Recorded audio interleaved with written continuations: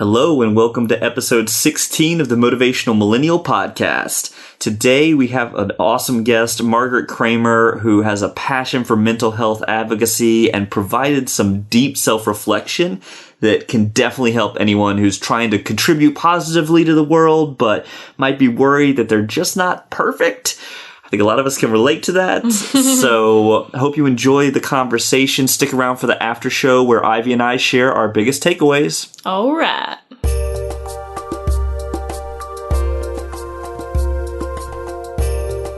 Hello, welcome to the Motivational Millennial Podcast, where we talk with inspiring members of the millennial generation who are living life with a sense of purpose and achieving their dreams. I'm Blake Brandis. And I'm Ivy LeClaire.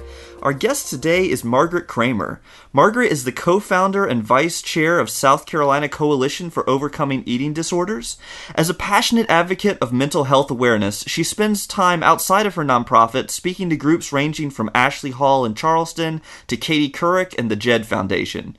She graduated summa cum laude with a BS in Business Management and Marketing in 2015, and she'll be heading to graduate school this fall to study global health at the London School of Economics. Margaret, welcome to the show. Thank you so much for having me. Well, thanks for taking the time to talk to us before you jump overseas to Of course. the United Kingdom. Yes, I think it's 12 days, actually. Wow. Oh my gosh. So by the time this comes out, you will already be abroad. It'll be one of the first things I hear over there. Awesome. Well, we'd love to hear more about what you're up to, both in the coming LSE adventure, but also what you've been up to with your nonprofit and why you're so passionate about it. Sure. So I guess the long story is that when I was in high school, I actually went through an eating disorder, and I worked with a team of mental health professionals, my family, and other support group people to overcome that. And so by the time I graduated high school, I was completely recovered. And I got to college, and I just had this developing passion for mental health awareness because of my own personal experience. So I started looking around campus and seeing what was available to students. And I went to the University of South Carolina, and there were a lot of really great opportunities available for people seeking treatment. There was still a definite stigma to actually talking about your mental health and then publicly talking about seeking treatment. So that to me was a big red flag that college students, who oftentimes are one of the more tricky populations when it comes to mental health, were afraid to talk about it.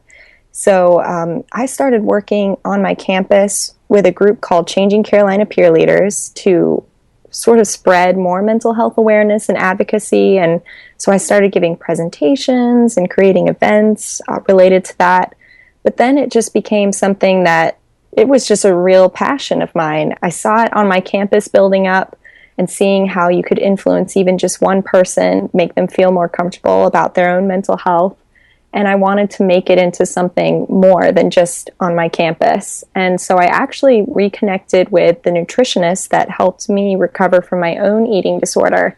And she and I started the South Carolina Coalition for Overcoming Eating Disorders when I think it was about the end of my sophomore year in college. And so we've been working in South Carolina to provide professionals with treatment, education opportunities, but we also work on the other side of helping connect actual people suffering from eating disorders or maybe their supportive network to resources so that they can actually recover themselves. That's sort of the long story of where I am now and why I'm actually going back to school. Because, again, it's something that I'm just so passionate about, and it's definitely a national, even international problem, mental health stigma. So I want to take it to the next level and be able to work on policy that influences more than just my state. If I could one day do something on a national level or even an international level, that would definitely be my dream. So that's where I am today. You said that there was a moment when you realized this was something you were really passionate about. What does passionate about it feel like? I think passion is when, despite how fearful you are of failure, you still push forward and you try and you keep finding ways to try, even if it doesn't work the first time. when you're passionate about something, you're not willing to give up on it because you love it and you feel like you're making a difference. So what does your compelling vision of the future look like? You know, post LSE and studying global health, what would you like the world to look like more? Oh, wow, that's a great question. I think for me, stigma is where mental health, unfortunately, lies on an international level. There's just a lot of miscommunication and misunderstanding of mental health and what that means individually, but also in groups in your community. We don't talk about it the same way we talk about physical health. And so ideally, the future I would like to see is where we're talking about mental health, we're caring about mental health, and the resources are available on the same level as they are for physical health, because it's just as important. They work together, and if you aren't addressing both of them, then you're not able to be fully healthy and fully happy. So ideally, I would like to work to make sure that that happens. What have you seen as one of the biggest issues that people have in talking about mental health or addressing it? I know from reading some of Brene Brown's work, she has a lot of work on shame. Oh, I love her. Yeah. Do you feel like it is that sort of the stigma is around shame and embarrassment and fear of judgment? Do you feel there are other factors at play often? No, absolutely. I think that is definitely a defining factor of stigma, is the shame associated with having an issue with your mental health. I think it's because we still have a misunderstanding of what mental illness is. So when we talk about mental illness, I think people still oftentimes have this understanding that it's actually not something chemically affecting you. The reality is mental illness is a chemical process in your body that isn't working the way it's necessarily supposed to. And so the fact that we don't talk about mental illness the same as physical illness really shows that we have a lack of understanding just on a basic social level of what that really is. I definitely think that in the end it comes down to people just feel like there's a problem with them personally having a mental illness, versus if they had a cold, they of course wouldn't blame themselves for having a cold. So it's just changing that language and making sure that that shame isn't there that you mentioned. So yeah, absolutely. I definitely agree with Dr. Brown. So you shared the history and a little bit of the story of your path, but was there a defining moment where you knew for sure this is exactly what you wanted to be doing and this was your passion? Yes, actually that happened very, very recently. Yes. So obviously I've been involved with mental health since I was in high school, mental health advocacy, but it was really when I actually had a scary moment of potentially not being able to go to school for global health that I really felt like, okay, I'm doing anything I can to make sure I can go. So essentially, I had a problem with my visa, trying to get that figured out so that I could actually study in the UK. And for a brief second, it seemed as if it wasn't going to work out. And I had to face that moment of, I might not be able to go study global health at LSE. This might not actually happen. And when I had that moment, it actually was such a blessing in disguise because it made me realize that is not an option. This is something that needs to be my future career. This is something I need to really delve into and study, and it's not an option to do otherwise. So that happened maybe a month ago. So very recent. And I think there's a lesson in that. You can continually find reasons and have defining moments for why you're passionate about what you're passionate about. I love also the ability to compare what the world would look like if you weren't able to pursue that passion and that purpose. And I think sometimes that can seem like a negative occurrence, like, oh my gosh, there's a risk or a fear or a real concern that I'm not going to be able to do this, because I think it can highlight, like you said, wow, I really actually do want to do this. And this is reconfirming that, because faced with the possibility of not doing it, I see that this is definitely the path I want to be on. And one way I try to do that sometimes when I'm considering a couple options is to feel in my body what it would be like if I made this decision. So I come from a place of, okay, I just made this decision. How do I feel? And sometimes that is more telling than any pro or con list that you can come up with or any other mental process, because having mentally made or not made a decision reveals sort of the truth in your inner core and your intuition. Absolutely. That is such a great way to put it. Again, sometimes you can't have that list, a step-by-step process before you do something. Sometimes your decisions have to come before you've had a chance to really analyze what you need to do. That's just the way life works. But that intuition that we have, that really is in line with our passion. So as long as we're listening to that intuition and allowing ourselves to take that risk, then we do discover what's really important about ourselves. And it's okay if it turns out that you discover that you're not interested in something. That's just as important. I've learned that a lot recently, having, gone through different jobs and figuring out what I really am interested in. But it's important to take those steps too, because it's all a learning process. Life just is a never-ending lesson. So it's definitely great what you just said. I totally agree. So what did that moment feel like to you? The moment right before you said, this is not an option. Oh my gosh. It was a very scary moment.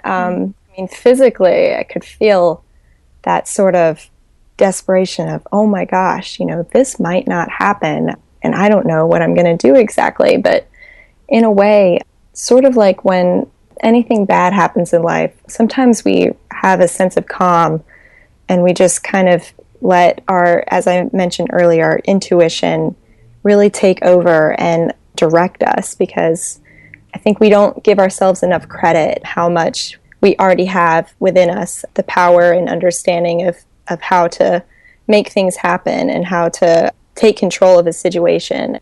So that's kind of what it felt like. It was this moment of like, oh my gosh, this desperation is just terrifying in a way. But then that sense of calm, like, okay, I can work through this. I want this. And so I'm going to make this craziness work in my favor somehow. And it's okay. I didn't know for a little bit how, but that sense of calm is just as important, if in some instances more important than the fear that comes up. Noticing that sense of calm that came through because you're like, no, actually, that's sending you this message that I'm on the right path. That's really cool.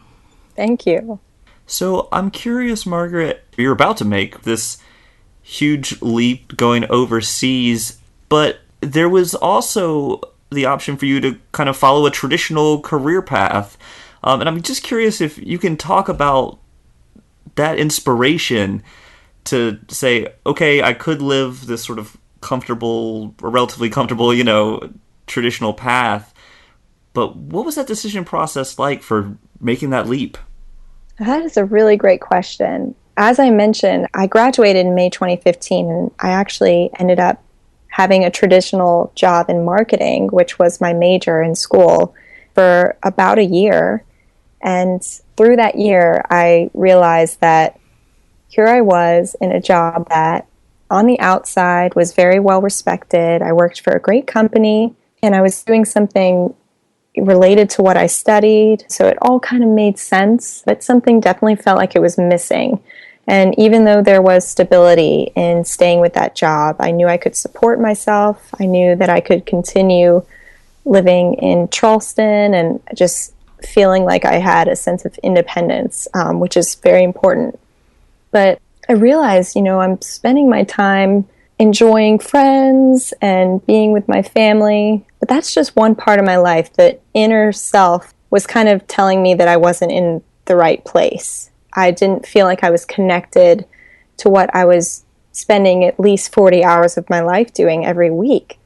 And it made me realize that no matter what other things are coming out of your work, that balance between your sense of self and what you do as your job and everything else in life really needs to work and balance on a scale. And if in the end your job is not something that you feel like you're spending time doing what you really want to do, then it doesn't matter what else is going on in life or that you're stable. You're not going to feel as if everything really balances. So in the end, I had to really analyze, okay, I'm feeling great in every aspect of my life except this, and it's really weighing me down.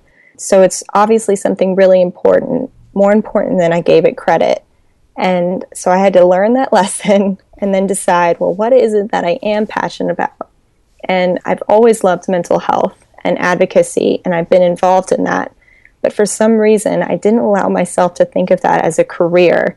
Advocacy is a scary field to go into because there's not necessarily very much stability in that. So I had to realize that stability doesn't matter as much as, obviously, you need to support yourself, but stability doesn't matter as much if you're spending all of your time working to sustain yourself, but for what, you know? If the other end of the sentence is a big question mark, then you need to change what you're doing. So that's basically what I decided to do.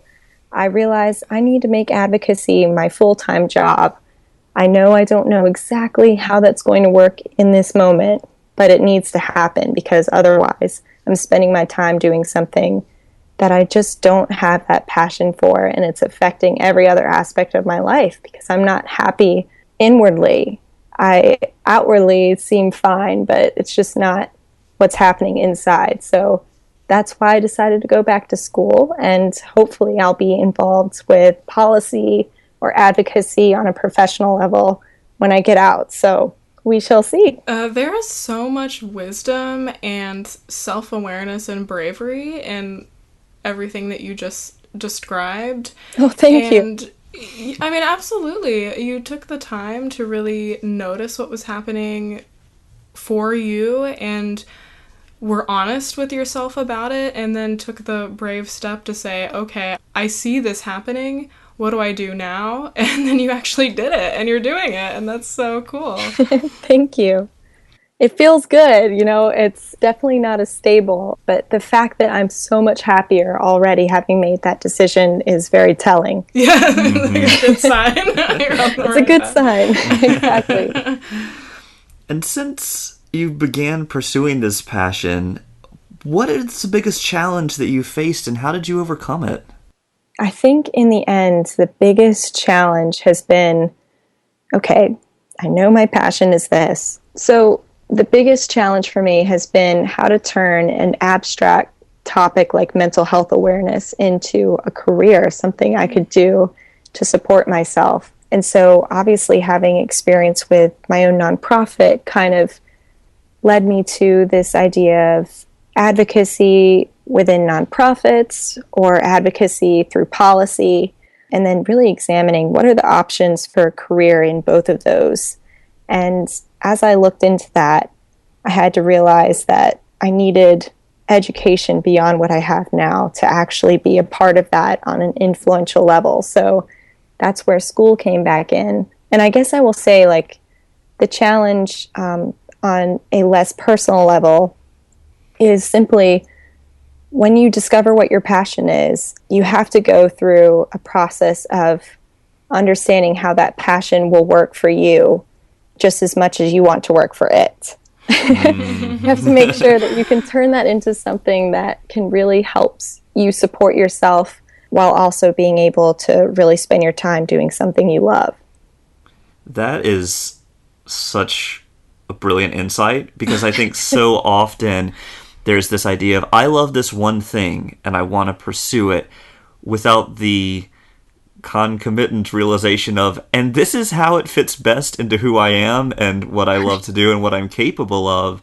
And I relate to that a lot, because I think I can have a tendency to say, oh, I love this thing and I really want to do it, and then realizing it's a bad fit for my skills and my, and right. my personal orientation in the world. So that's a great insight. Well, I think it needs its own motivational poster. Yes. On my wall. It's really great, that sentence. Making your passion work for you as hard as you want to work for it. And what I love about it is that it makes it feel like a relationship with your passion. Mm-hmm. And it's true that it's something that you are developing, especially if it's something that you stick with for years and years. It can feel like you have a relationship with this, whatever it is you're passionate about. Right. You know, because you're like, okay, I'm working really hard. It's time for you to also work really hard and have some, you know, but I think that's really great because it just, to me, it really resonates. I like that a lot. Oh, good. And it's so true. A relationship is supposed to grow and strengthen and change as you progress in that relationship. And so I could say, from high school on, I can see like the timeline of how mental health awareness was just something I wanted to talk about. And then it became like, okay, I'm going to join this club. Okay, now I'm going to make my own organization. And like, now it's, the next step. How do I make this organization bigger? How do I make my work influence a different population? And so you can see, like, when you're really passionate about something, you're willing to put in that work to make that relationship with your passion grow. And you ask such insightful questions of yourself, too. I'm just noticing those are really helpful things to think about to guide you in a direction that is not known necessarily, but that is thoughtful. And I think there's two tendencies often. One is to overthink and become paralyzed by all of the information. And the other is just sort of ready, fire, aim, which is I'll just jump into it. And so, it's so impressive that you've been able to think through and then say, okay, education is the next step for me in my path and journey without knowing necessarily what the final end is going to be. I mean, you have a sense of what your purpose is, which is what's guiding you, but that's really impressive. So I just wanted to give you kudos for that. Thank you. It probably has something to do with being involved every day in mental health. You really learn to look inwardly when you're involved with that. So glad it's helping me out. Yeah, you are such a glowing example of how wonderful that can be to look inward, honestly. Well, thank you. That's so funny. So you shared with us this awesome piece of wisdom. Do you have any additional advice to give to other millennials who are also on this path and pursuing their passion? Yeah, absolutely. And this kind of goes with what you were saying earlier, Blake, that obviously there are two tendencies. You can overthink or you can way underthink. But I think a lot of doing either of those things has to do with personal anxiety or fear of failure. And so I would say, a big challenge, personal challenge for myself has been to make sure that I don't wait to do something until I feel perfect at it. So there's this balance of, okay, I want to make sure that I can actually do good and influence things in a positive way with my passion, but I don't have to be a perfect example right off the bat of, being an advocate. You don't learn things unless you do them. So for me, as someone involved with mental health, when I first got into this, I thought, okay, well, I have to be like perfectly recovered and I have to like go to yoga every day or, things like that. Be that shining example. But in the end, for me, in my personal journey of being in mental health advocacy, people don't need to see that. People want to know that there's someone out there supporting them and that they can connect with as far as mental health and talking about mental health openly goes. So for me, it was a personal journey of I don't have to be perfect at this to do something with it. And so that would be my advice is don't feel like you have to be the perfect shining example of whatever it is you're passionate about before you get started, because you're not going to be perfect ever, but you don't learn anything until you actually do it. So don't overthink it. Don't jump the gun either, obviously, but allow yourself to make those mistakes. Allow yourself to actually do something and try something, and you will have people out there respect you for doing that. But in the end, it's all about respecting yourself. And I wouldn't be happy with myself if I wasn't doing something with this passion that I have. So in the end, that is definitely my advice, is just do that. Allow yourself to learn on the way, and don't allow yourself to let the fear prevent you from actually pursuing your passion. I absolutely agree with that. I've definitely seen that in the work that Blake and I have been doing over the past couple of years. I've seen that with the podcast that we're doing right now, because when we began, we were not experts on doing this, and we were kind of learning every little piece of it. And if we thought we had to be an expert to start, this podcast would not exist right now. And another example, too, is when we did a motivational rap video series. I distinctly remember when we first started thinking about this, we were like, oh no, video is like too overwhelming. I don't know if we can do this right now, you know? And then we were like, okay, we'll start a little bit. And then we started just filming in the apartment, and then we started filming all over the bay, and it turned into this really cool thing. But Cool. You're absolutely right in that there's all of these fears coming up because we have a tendency to compare ourselves to people who've been doing their work for 5 years, 10 years, 20 years, and Right. you can't compare to those people. And just knowing that just starting is what you need to do. Absolutely. We all have to start somewhere. That's an old adage I live by. Yeah. That's right. That's actually the topic of this TEDx talk I'm about to give, assuming it doesn't change between now and the time I give it in a week and a half. But it's just about this idea that you can use what you love to help other people, even if you're not the best at it. And ironically, that provides more fulfillment than sitting around waiting till you're perfect. Oh, yes. I'm going to watch that TEDx talk for sure. Thanks. It's definitely been a journey of not letting the perfect be the enemy of the good. Yeah. Oh, I Even love in the that. composition process, because oh man, it is hard because there is so much ego and fear of failure wrapped up in this idea of I think it comes from a good place, because it's saying here's an incredible opportunity. I want to make the most of this and deliver the most value to people and have it be as impactful as possible. And part of that is releasing the ego that says, and therefore I must be the most brilliant and come up with the most ingenious metaphors and everything, and just Absolutely. allowing the wisdom of collaboration, like working on it with Ivy, the wisdom of feedback from friends who have been watching it, and just saying you don't have to be the perfect vessel coming out of the ether fully formed. Right. Such great You don't. It's Not a at all. process. And in the end, being perfect is so unrelatable.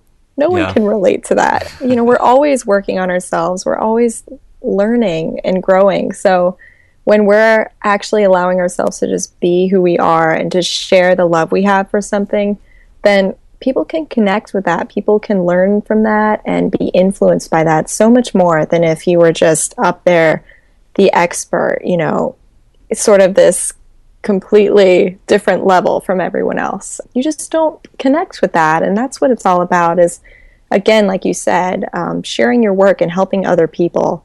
If you can't do that, then what's the point of anything, Speaking of waking up perfect from the ether,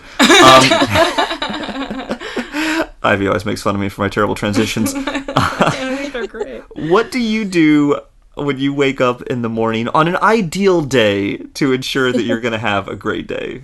Right, that's great, especially the ideal part, because, sometimes there are mornings that just don't work out. Ideally, I try to wake up early, and for me, that's anywhere between 6 and 8, so not like super early, but early enough, just because I like to have a relaxed morning. I like to be able to kind of gather myself slowly, get ready for whatever I have going on that day. I wake up and I actually immediately get ready to do just a little bit of exercise. If I don't do exercise in the morning, I don't do it at all because the day just gets way too busy. You just never know what you're going to end up doing. So I always try to fit in between 15 to 30 minutes of exercise. And to a lot of people, that's like whoa, that doesn't sound like very much at all. But I actually find that that's a perfect balance for me of doing yoga or high intensity interval training. Those are two of my favorite things to do. It's just a good way to get started in the morning, and it's quick, so I don't feel like I'm, going completely out of my way to do this. And it really connects me with myself, and it helps me also like move my muscles after sleeping all night and probably like hurting my shoulder or something crazy. It's a good way to start the day. And then I also always have a really nice breakfast, whether that's a piece of toast or whatever. I always try to sit down with a cup of coffee and just enjoy that. And sometimes I'll watch a good TV show with that, but a lot of the time I try to make sure that I'm spending at least just a few quiet moments in the morning just by myself, because the day, as I mentioned, just gets so crazy, and the morning is just an opportune time for me and my schedule to really just be quiet and relax. So that's an ideal morning for me. I love what you said about exercise being an opportunity to really connect with yourself. I recently added back in exercise into my morning routine. Oh, really? And it's been really amazing, the effects of it. The effects that I already knew about were physiological. Like, I knew that there would be more happy chemicals in my brain when I exercise, Right. and things like that. But there's a whole nother element that really is about honoring myself and also showing myself that I'm capable of doing something challenging. Because for me, crawling out of bed and going and exercising is like every single day. I wake up and that in that moment I want to continue sleeping. Right. So it's like every day I get to start out by proving that I'm a badass by getting out of bed. Like, and it's like a small level of badassness, but like it's really huge because it accumulates. And I just have noticed that psychological effect is something that didn't occur to me until recently, and that has kept me more motivated than telling myself that exercise is good for you and you need to do it. But something about feeling empowered and the connection and honoring myself has actually been quite a good motivator to keep doing it. Oh, I love that. And that's exactly why I do that too. And obviously, as someone in mental health, and someone with an eating disorder in my past, exercise is something I very much have to keep in touch with, because you don't want to be doing exercise or anything else physically for the wrong reasons. Mm-hmm. And exercise should not be about losing weight or any of that. It should be a lifelong way for you to connect with yourself. So I love what you said about how it makes you feel empowered, because that really is you mentally and physically connecting, and things are just working together in that moment to make you feel that way, which I think is really awesome. And it's like what you said earlier about the relationship with your career and I think the same thing could be said for exercise. Yeah. You do the exercise and make the exercise do for you. Exactly. That can be applied to so many things. You just have to replace that one word. That's right. Gosh, that's too funny. Do you have a motivational quote or a book, something that has changed your life? Oh gosh, so many. And every day I feel like I'm running into something new that just makes me really inspired. I don't honestly have something offhand, just because it always changes. But I would say my motivational quote is, whenever I'm running into an issue, I go to the people that are my support network, and I ask them for their support and, what their advice, what would they do? And whatever they say is always something that makes me feel more inspired to continue doing what I'm doing and work past whatever issue may be going on. So I guess my sharing, motivational quote would be simply to continue to connect with the people around you that love and support you, because they're going to give you the advice as people who know you, and just as wonderful people that make you feel happy. They're going to give you advice that will really help you and influence you. Well, thank you so much for being here with us today. I really enjoyed the conversation. Will you share with the audience where they can find you and your work? Oh, sure. So I have a personal Facebook, but I think you can find me on there, and I'm happy to add whoever. It's just Margaret Kramer. I don't actually have, a website or anything. I do have a Twitter account, and it's Theory of Kramer, Kramer with a K. I always have to add that little stick in because people sometimes spell it with a C, but I'm with a K. So I have that, and yeah, I use Facebook and Instagram. I also use Theory of Kramer. Pretty much all of my social media other than Facebook is under that username, so you can find me there. Perfect. Well, Margaret, thank you so much for taking the time to talk with us today, and good luck in England. Thank you so much, and thank you for having me. It really was great talking to you both.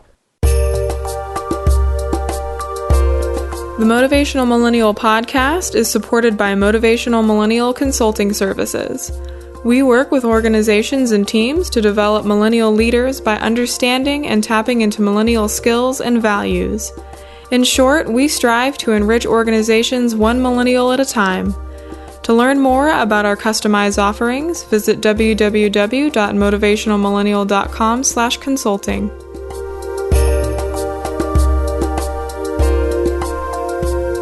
Hello, and welcome to the after show for Margaret Kramer. That was a great interview. That's really fun.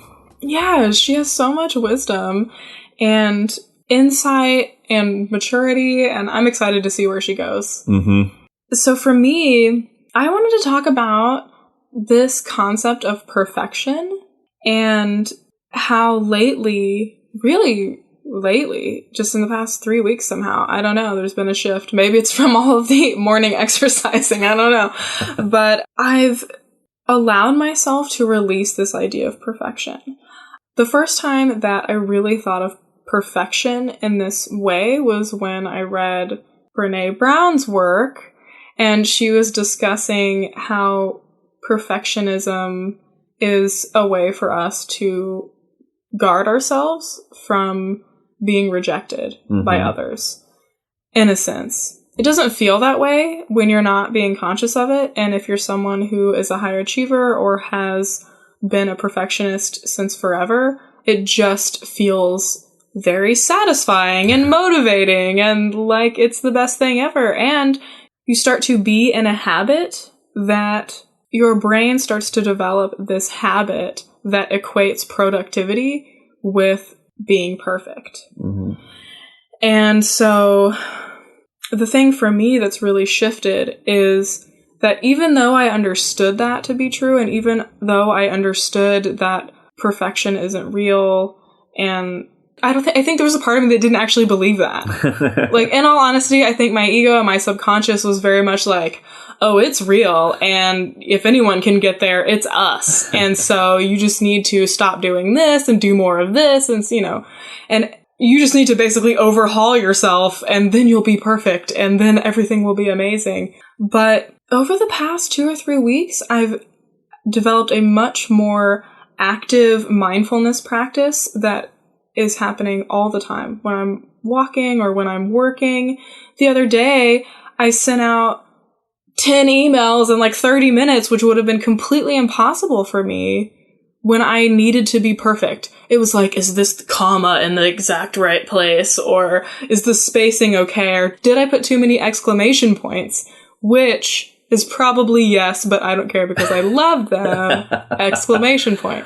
But, and the key that I'm trying to get at is that there was an allowing of releasing the idea of perfection. Because if I were to be honest with myself, I was holding on to it. I didn't want to let go of this idea of perfection because subconsciously it felt like that was what was keeping me moving forward. That was what was helping me grow. That was what was helping me be an effective human. Striving for something that I know is unreachable because it does not exist.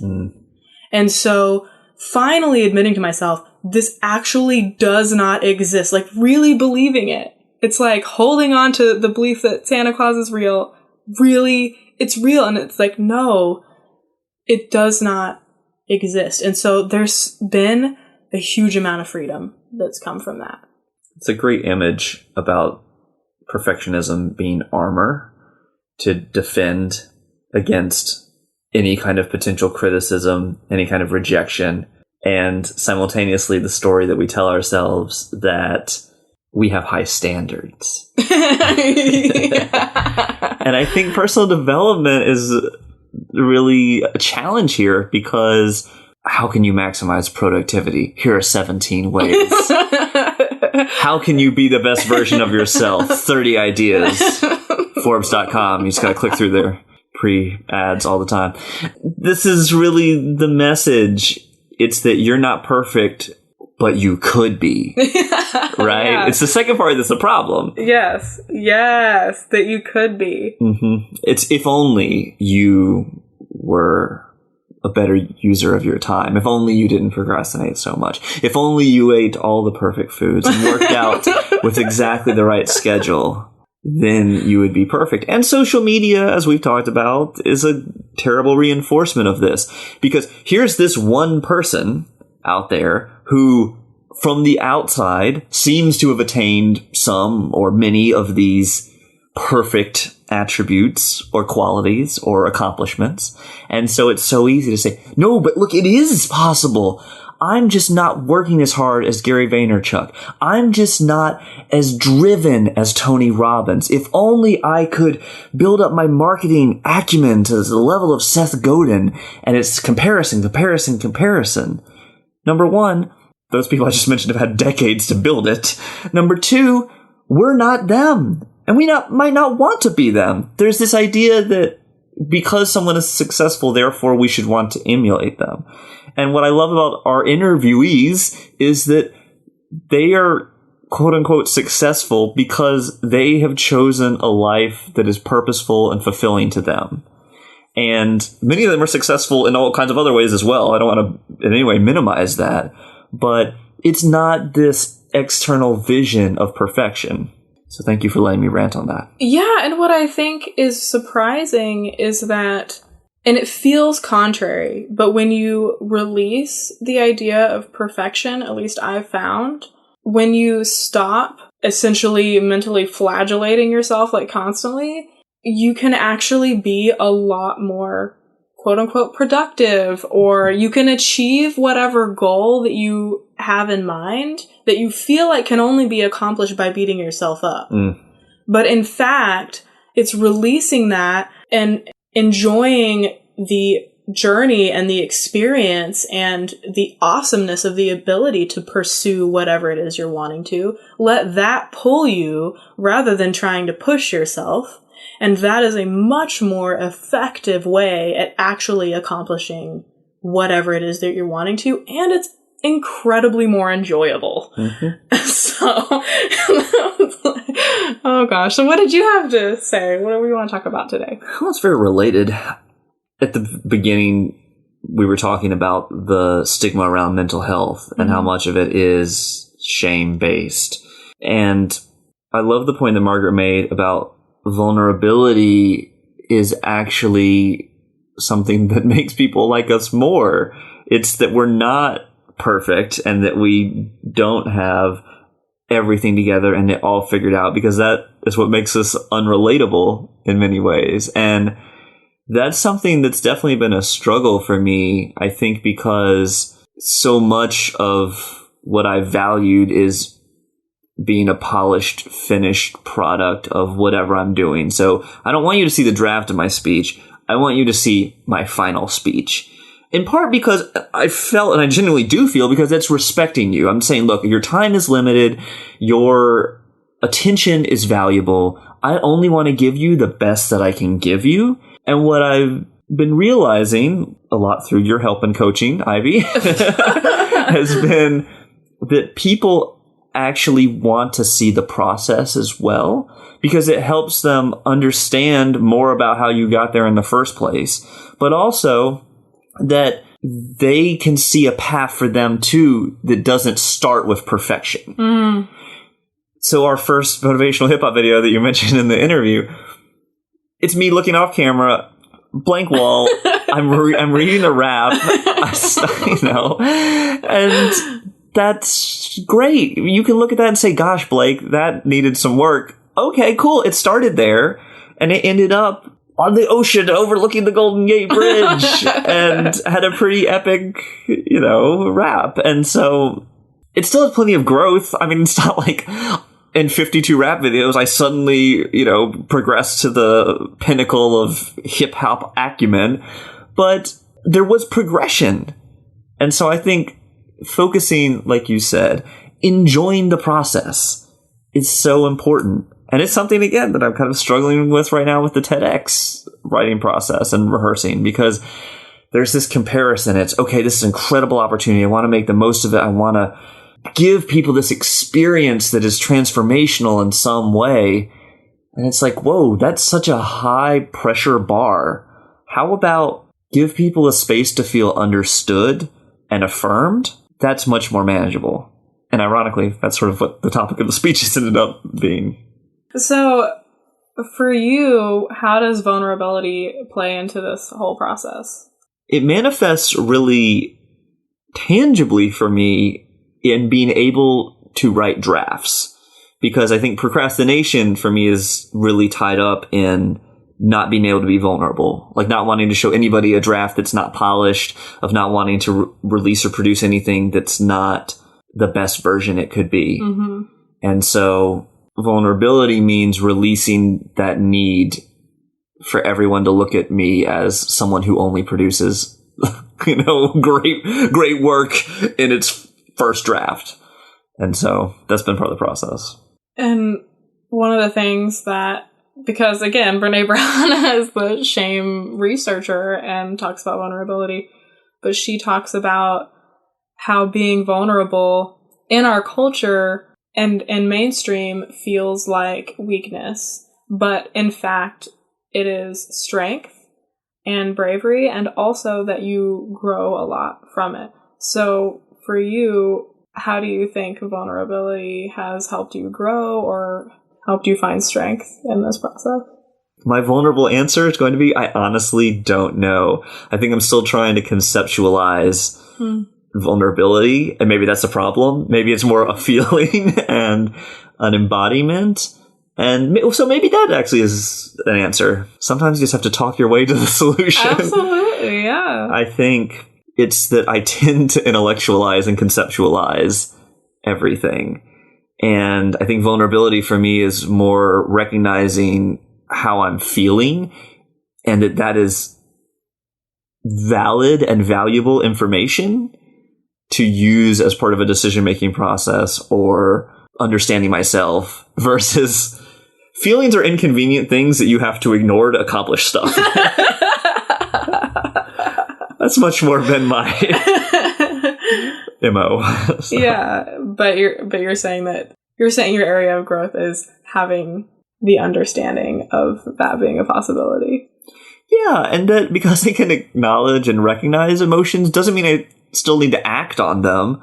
That's not the point. The point is just recognizing that they're valid and can provide some helpful information. Yeah, absolutely, because it's by trying to ignore them and push them away that makes them basically build up until we're like a stressful knot of, it doesn't even matter what emotion it is, but, emotions are a sense experience, and they happen just like thoughts. They happen oftentimes without us controlling them. Definitely emotions without us controlling them, but thoughts without us controlling them. And that in itself is a lot of strength, because you're recognizing that part of you, that's an inextricable part of you, the wisdom that comes with the emotion, is a good thing and not something that you need to battle, is really powerful.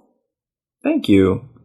I also think, as you're saying that, it's making me realize that I typically don't express a lot of emotion sort of in day-to-day interactions, which doesn't sound not like positive and supportive or whatever. That sounds like I'm a robot.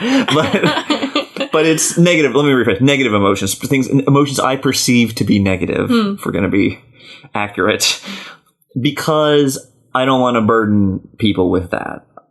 When in reality, sometimes that's helpful information for people to have, so they actually know how I'm feeling or responding to things, or it gives them more helpful information. I always look at it as, I don't want to burden you with my negative emotions, But like you said, they come out anyway. If I'm a ball of stress, eventually I'm just gonna. So That's awesome. Wow, that's really cool. Well, thank you so much for being vulnerable and sharing all of the ways that you've grown from vulnerability. I'm sure that everyone really appreciates it. Well, I don't know about that, but thank you. And I appreciate the space to be able to talk about it. And to Margaret for providing us with that jumping off point for having this discussion. Because I think we don't often talk about mental health or even just processing emotions in kind of professional business environments. So it was really a wonderful opportunity. Fabulous.